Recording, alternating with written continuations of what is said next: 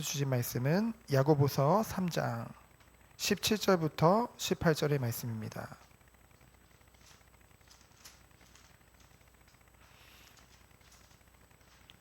제가 가진 성경으로는 신약성경 374페이지입니다. 우리 17절, 18절 우리 다 같이 합독하도록 하겠습니다. 오직 위로부터 난 지혜는 첫째 성결하고 다음에 화평하고 관용하고 양순하며 긍휼과 선한 열매가 가득하고 편견과 거짓이 없나니 화평하게 하는 자들은 화평으로 심어 의의 열매를 거두느니라. 아멘. 오늘 수요예배 때 함께 나눌 말씀의 제목은 참 지혜를 가진 자의 열매입니다. 세상에는 지혜를 가졌다고 생각하는 사람들이 참 많습니다. 스스로 지혜 있다 하는 자들이 정말로 많더라고요. 하지만 참 지혜는 그들의 열매를 통해서 나타날 수밖에 없다는 것이죠. 야고보서는 우리가 계속 말씀을 나누고 있지만은 신행일치에 대해서 말을 하고 있습니다. 신행일치가 뭐예요? 결국 믿음과 행위는 일치할 수밖에 없는 것이라는 거죠. 우리가 믿는 것이 결국은 우리의 삶으로 나타날 수밖에 없다는 것입니다. 오늘은 특별히 말에 대해서 얘기를 하고 있습니다. 정말 그 말에 대한 말들이 얼마나 많습니까? 정말 스스로 혀를 제어할 수 있는 사람은 온 세상을 다스릴 수 있다. 뭐 이런 말도 있고요. 뭐 여러 가지 속담들도 있지만은 성경에도 이 말에 대해서 굉장히 많은 말을 하고 있습니다. 그러면은 오늘 우리가 야고보서 3장을 쭉 이제 같이 한 절씩 보면서 인도받을 텐데요. 특별히 우리는 누구든지 하루에 계속 하는 게 있어요. 뭐냐면 숨을 쉬죠. 두 번째는 말을 합니다. 누구든지 말을 하면서 살아간다는 거죠. 근데 오늘 이 말을 정말 올바르게 정말 하나님이 원하시는 그 은혜 안에서 어떻게 사용할 것인가, 그거에 대해서 우리가 나누기 원합니다. 그래서 첫 번째로는 말에 관하여서 1절부터 12절에 말을 하고 있죠. 결국 말이요, 그 사람의 인격과 그리고 그 사람의 됨됨이, 그리고 신앙에 있어서도 그 성숙도를 나타낸다니까요. 그래서 말이 너무나 중요합니다. 오늘 2절에 보면은 우리가 다 실수가 많으니, 맞습니다. 다 많이 실수가 많죠. 그러나 만일 말에 실수가 없는 자라면 곧 온전한 사람이라. 온전한 사람이라는 뜻은 완전하다는 뜻이죠. 이것은 인간이 어떻게 완전할 수 있겠습니까? 이것은 신앙이 매우 성숙하다는 것을 말하고 있는 것이죠. 그래서 뭡니까? 결국 이 말의 뜻은 말을 다스릴 줄 아는 사람은 자기의 모든 행동까지도 제어할 수 있다는 거죠. 스스로 복종시킬 수 있는 사람이 바로 말을 다스릴 줄 아는 사람이에요. 이게 생각보다 좀 쉽지는 않죠. 왜냐면은 사람에 따라서는 그냥 바로 생각하는 게 바로 말로 나오는 사람들도 있거든요. 그렇죠? 성격이 급하면 급할수록. 근데 저도 많은 사람들과의 관계를 통해서, 인간관계를 통해서 여러 가지 말을 나누게 되잖아요. 그러다 보면은 참 말하고 싶은 게 있는데 그것을 절제하는 경우가 있습니다. 그렇죠? 왜냐하면 이 사람의 그런 마음과 그리고 이 사람이 생각이 다치지 않도록 뭔가 배려하면서 뭔가 그런 말을 하게 되거든요. 그러면서 3절로 4절에 보면은 무엇에 대해서 말을 하고 있습니까? 이 말에 대해서 재갈은 뭐죠? 이제 뭐 소나 말에게 이제 이렇게 그들을 제어하기 위해서 입에다 물리는, 이제 쉽게 말하면 고삐를 얘기하죠. 그리고 또 작은 키에 비유하고 있습니다. 말에 대해서요. 그 큰 배라 할지라도 그 작은 키가 어떻게 움직이냐에 따라서 그 큰 배가 그 방향을 따라서 가잖아요. 결국은 우리의 혀라는 것이 굉장히 몸 중에서 작은 일부분에 불과하지만은 이 말 한마디로 말미암아 많은 일들이 일어나게 된다는 것이죠. 그래서 허탄한 말은 결국은 자신의 인격을 파괴하지만은 정말로 잘 제어된 말은 자신의 인격을 성숙하고, 그리고 우리 아이들이 부르는 찬양 중에서 이런 찬양이 있거든요. 품이 있고 우아하게 하나님의 자녀답게, 그렇죠? 그렇게 인도받을 수 있는 것이죠. 그러면서 5절로 8절을 보면은 그 혀의 파괴적인 면을 얘기하고 있습니다. 그래서 이것을 뭐로 비유하고 있냐면요, 혀는 곧 불이라고 했으며 모든 것을 불사른다고 했고요. 그리고 혀는 죽이는 독이라고 그런 표현까지 썼습니다. 이건 뭐냐면요, 사람이 그냥 무심하게 내뱉은 말 한마디로 어떤 사람을 굉장히 다치게도 할 수 있고 공동체를 깨트릴 수도 있게 된다는 것이죠. 무심하게 내뱉은 말이요. 그리고 반대로 뭔가 격정과 분노로 사로잡힌 말을 뱉게 되면은 그것이 어마어마한 영향을 주는 경우도 우리는 많이 보게 되어집니다. 그래서 결국은요, 9절부터 12절에 보니까 무엇을 말하고 있습니까? 이제 우리가 한 입으로 두 가지 일을 할 수 없다는 것을 말을 하고 있습니다. 9절에 보니까 뭐라고 해요? 우리가 주 아버지를 찬송하고 또 이것으로 하나님의 형상대로 짐을 받은 사람을 저주하나니. 그러면서 뭐라고 했습니까? 진짜 참 성도는 한 입으로 하나님을 찬양하는 그 입으로 결코 다른 사람을 저주하는 말을 하지 않는다는 것이죠. 그러면서 무엇을 말을 합니까? 한 우물에 두 가지 물맛을 낼 수 없다는 것, 뭐 단물과 쓴물을 동시에 낼 수 없다는 것, 그것을 비유로 말합니다. 그리고 12절에 보면은 어찌 무화과 나무가 감나무 열매를, 포도나무가 무화과 나무를 맺겠느냐. 그러면서 이와 같이 짠물이 단물을 내지 못하느니라, 이렇게 말을 하죠. 근데 저는 사실은 이 말씀 요절을 보고 회개했습니다. 왜 회개했냐면은 제가 이런 경우가 있거든요. 여기는 결코 그럴 수 없다는데 저도 모르게 그러는 경우가 있어요. 제 차를 타보신 분들은 알겠지만은 늘 찬양을 틀고 가면 24시간 제 차에 타면은 무조건 찬양이에요. 찬양이 계속 나오는데 그러다 보니까 저도 찬양을 부르면서 운전을 하죠. 보통은 찬양을 막 따라 부르면서 운전하다가 옆차가 갑자기 차가 확 끼어드는 순간 저도 모르게 욕을 해요. 이러면서 저도 모르게 그러면서 이 모습이, 이 말씀이 좀 생각이 나면서, 그래, 하나님을 찬양하는 그 찬양과 한 입에서 하나님의 형상이 사람을 저주하는 말이 같이 나올 수가 없는 건데, 그 제게 욕을 먹은 사람이 믿는 사람일 수도 있잖아요. 성도일 수도 있잖아요. 그렇죠? 그래서 정말로 나 또한 이 성숙된 자로서 이 말을 제어할 수 있는 하나의 실천상으로 운전하면서 찬양을 부르면서 이 찬양의 힘을, 찬양의 능력 안에서, 그 은혜 안에서 어떤 상황 속에서도 축복해 줄 수밖에 없는 그 축복을 누려야겠다, 그런 생각을 하게 되었습니다. 그래서 두 번째로 위로부터 난 지혜에 대해서 13절부터 18절에서 말씀하고 있죠. 오늘 13절에 보면은 너희 중에 지혜와 총명이 있는 자가 누구냐? 그는 무엇으로 말미암아 보이래요? 선행으로 말미암아 지혜의 온유함으로 그 행함을 보일지니라. 온유함이라는 것은 어떤 이미지가 있나요? 뭔가 굉장히 연약하다는 그런 이미지가 있죠. 하지만은 이 온유함이라는 것은 갈라디아서 5장 23절에 보면은 성령의 열매 중 하나입니다. 온유함과 그것을 말을 했죠. 이거는 무엇을 말하냐면요, 어떤 상황 속에서도 마음의 평정성을 잃지 않을 수 있는 그 힘, 그러면서 부드러움, 그러면서 친절성이죠. 이는 그리스도께서 지니신 성품이고 그를 믿는 자가 지녀야 할 성품이라고 했습니다. 그래서 우리가 사람을 대함에 있어서도 어떤 사람과 우리가 맞닥뜨릴지라도 온유할 수 있는 그 힘이 어디서부터 오는 것입니까? 바로 하나님으로부터 오는 줄 믿습니다. 이 힘이 날로 우리의 신앙이, 믿음이 성장하면 성장할수록 그 축복이 우리에게 온다는 것이죠. 그러면서 14절부터 16절에 보면은 무엇에 대해서 말하고 있습니까? 그러나 너희 마음속에 독한 시기와 다툼이 있으면 자랑하지 말라, 진리를 거슬려 거짓말하지 말라라고 했죠. 이 독한 시기와 결국 다툼이라는 것은 이 온유와는 완전히 대조되는 거죠. 동기가, 이 독한 시기라는 것은 이 사전적인 의미 그리고 이 원어적인 의미가 뭐냐면은 동기가 순수하지 못한 열정이라고 했어요. 동기가 순수하지 못한 사람은요, 다른 사람을 굉장히 시기할 수밖에 없습니다. 그러면서 분낼 수밖에 없죠. 그러니까 어떻게 합니까? 어떻게든 다른 성도를 비방하거나 흠을 잡으려고 해요.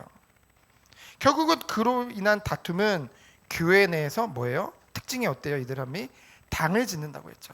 당을 지어서 분쟁을 일으키게 한다고 했습니다. 근데 결국 이게 어디서부터 오냐? 자기 우월감에서 나오는 것으로 뭐라고 주석에 기록되어 있다면요, 자기 우월감에서 나오는 것으로 하나님을 상대하는 자기 부인에서 온 것이 아니라고 했습니다. 여러분, 오늘 새벽에도 나눴지만은 결국은 우리가요, 하나님 앞에 서면은요, 우리 자신 자기를 부인할 수밖에 없습니다. 그렇죠? 우리의 연약함, 우리의 부족함을 세상에서는 자꾸만 감추려 하잖아요. 그렇죠? 그것 때문에 안 되는 것 같잖아요. 그러나 우리를 사랑하시고 우리를 온전히 주장하시는 그 완전하신 하나님 앞에 우리가 쓰면 어떤가요? 우리의 연약함이 상관없죠. 우리의 부족함이 상관없는 겁니다. 그래서 우리는 늘 코람되고 하나님 앞에 서는 거예요. 그때 우리는 우리의 욕심, 우리의 동기, 우리의 연약함, 그 모든 것들을 다 내려놓을 수 있는 것이죠. 결국은 교만한 것과, 그리고 반대로 굉장히 자기 스스로 굉장히 눌리는 부분과 그것이 결국은 똑같습니다. 결국은 뭐니까? 나를 바라보는 거니까. 우리는 누구를 바라봐야 되겠습니까? 오직 우리를 완전하게 하시고 온전하게 하시는 그 주 하나님, 그 성령 하나님, 그 그리스도를 바라봐야 될 줄 믿습니다. 그래서 뭡니까? 자신의 마음속에 독한 시기와 다툼이 있다면 그는 자신을 자랑하기보다는 잠잠하라고 얘기하고 있는 것이죠. 그러면서 마음속에 시기와 다툼이 있으면서 자신을 자랑하고 진리를 거스려서 타인에 대해서 판단하는 것은 뭐라고 했습니까? 하나님의 진리를 정면으로 거스르는 추악한 행위라고 기록되어져 있죠. 그래서 15절에 보니까 또 뭐라고 했습니까? 이러한 지혜는 뭐라고 했어요? 이러한 지혜는 무엇을 말합니까? 14절에서 언급한 독한 시기와 다툼을 바탕으로 한 지혜를 말하죠. 이러한 지혜는 하나님께로부터 온, 그 위로부터 왔다는 것은 하나님으로부터 온 거잖아요. 하나님으로부터 온 참된 지혜가 아니라는 거죠. 그래서 하나님으로부터 오지 않는 이 참된 지혜가 아닌 이 시기와 다툼, 이것의 특징은 어떻습니까? 이 성격은 어떻습니까? 15절에 정확하게 나와 있죠. 이러한 지혜는 위로부터 내려온 것이 아니요 땅 위의 것이요. 그 전에 버전에는 세상적인 것이라고 했습니다. 아무리 스스로를 포장하고요, 아무리 스스로 뭐 하나님에 대해서 내가 이런 여정을 가지고 말은 하지만은 결국은 그 모든 것이요, 세상적인 것을 따라갈 수밖에 없다는 거죠. 하나님의 영광보다는 자신의 목적을 달성하기 위한 수단에 불과하다는 것입니다. 무엇이요? 바로 세상에서부터 온 것, 땅 위의 것이요. 그래서 세상의 것을 마음에 품은 자들은 결국 이러한 열매를 맺을 수밖에 없는 것이죠. 그 특징이 또 어땠대요? 정욕적이요. 그렇죠. 세상의 안위와 쾌락을 추구할 수밖에 없는 것입니다.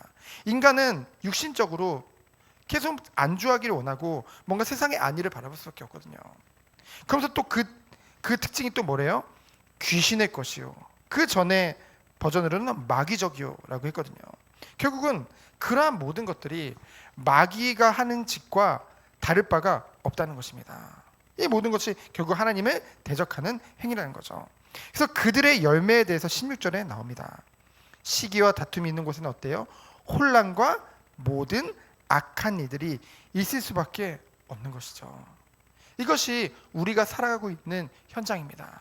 그러면 우리는 하나님으로부터 은혜와 축복을 받은, 정말 하나님의 그 은혜와 사랑 안에서 택함을 받아 의롭게 되어지고 정말로 구별되어진 성도로서 어떤 축복을 누려야 되겠습니까?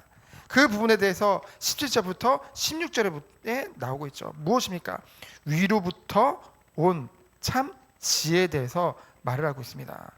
이 참 지혜는 14절부터 16절에 말한 그 거짓 지혜와는요 완전히 반대되는 말이죠. 여러분, 지혜의 근본은 어디 있습니까? 하나님께 있죠. 그렇죠? 하나님의 지혜의 근본이십니다. 여호와 그 하나님이요. 그 하나님께 있는 참 지혜의 축복을 누려야 되죠. 그것은 어떻습니까? 그 특징에 대해서 이제 17절에 나오죠. 오직 위로부터 난 지혜는 뭐라고 했습니까? 첫째로 성결하고. 이 성결이라는 단어는 시편 12편 6절에 보면 하나님은 성결하다. 바로 말씀의 특징이죠. 특성이죠. 이 성결이라는 단어, 제가 나온 그 학부 대학이 이제 서울신학대학교잖아요. 거기가 이제 기독교 대한 성결교거든요. 성결이라는 단어가 굉장히 익숙해요. 근데 그 성결은 바로 무엇을 말합니까? 도덕적으로, 그리고 또 영적으로, 윤리적으로 완전히 결함이 없는 상태를 말합니다. 깨끗한 상태를 말해요. 하나님의 성품이죠, 어찌 보면은. 그러면서 화평은 무엇을 말합니까? 여러분, 참된 지혜는요, 무례히 행하는 게, 뭔가 내 유익을 구하는 게 참된 지혜가 아닙니다. 우리 그러잖아요. 야, 저 사람 지혜가 있네. 야, 절대 손해를 안 봐. 우린 그렇게 생각을 하잖아요. 근데 그게 아니라는 거죠. 참된 지혜는 온유하고 타인을 존중할 줄 아는 것입니다. 그렇죠? 그런 자들이 어떤 축복을 누려요? 그 공동체 안에서 화평케 하는 자의 축복을 누리게 되어지는 것이죠. 그렇죠? 그래서 우리도 이 축복 속에 들어가길 원합니다. 그러면서 세 번째로 뭐라고 했어요? 관용이라고 했죠. 관용이라는 것은 뭐냐면요, 보통은 우리가 누군가 나를 공격한다고 생각했을 때 우리는 그것을 방어하면서 같이 그 사람을 공격하는 경우가 있죠. 근데 이 관용이란 말은 뭐냐면요, 다른 사람의 타인의 도전이나 자신을 자극하는 그 상대방의 논리에 대해서 그 논쟁을 피하는 겁니다. 논쟁을 삼가하는 거죠. 화를 내지 않는 그러한 성품을 얘기하죠. 그렇죠? 때로는 저도 누군가 이렇게 논쟁을 걸어올 때 같이 싸우고 싶을 때가 있어요. 왜냐면 저도 나름대로 아는 것들이 있기 때문에. 하지만 그것보다 자꾸만 저도 모르게 그 마음을 붙잡고 하나님이 하지 말라는 거예요. 하지 말라는 거예요. 그리고 자꾸만 나를 향해서 말을 하는 자에 대한 그 사람의 마음과 그런 영혼이, 자존심이 다치지 않도록 하나님이 자꾸만 저를 붙잡는 것을 이제 느끼게 되거든요. 그래서 오늘 말씀을 제가 준비하면서 이것이 바로 성령의 역사구나. 참된 지혜구나. 이것이 하나님으로부터 온 것이구나. 그런 생각을 하게 되어졌습니다. 그러면서 무엇을 말합니까? 또 양순이라고 했죠. 양순은 하나님의 말씀을 진실하게 받아들이고 순종하는 것을 양순이라고 합니다. 근데 여러분, 이것이 생각보다 쉽지 않다니까요. 많은 사람들이 말씀을 받을 때도 내 기준과 내 생각을 가지고 받지, 그 내 유익을 따라 받지, 정말로 그 말씀을 온전히 하나님의 말씀으로 진실하게 받고 순종하는 경우가 잘 안 된다는 거죠. 생각보다 우리의 성품 자체가. 그러면서 뭡니까? 긍휼과 선한 열매에 대해서 말하라고 했죠.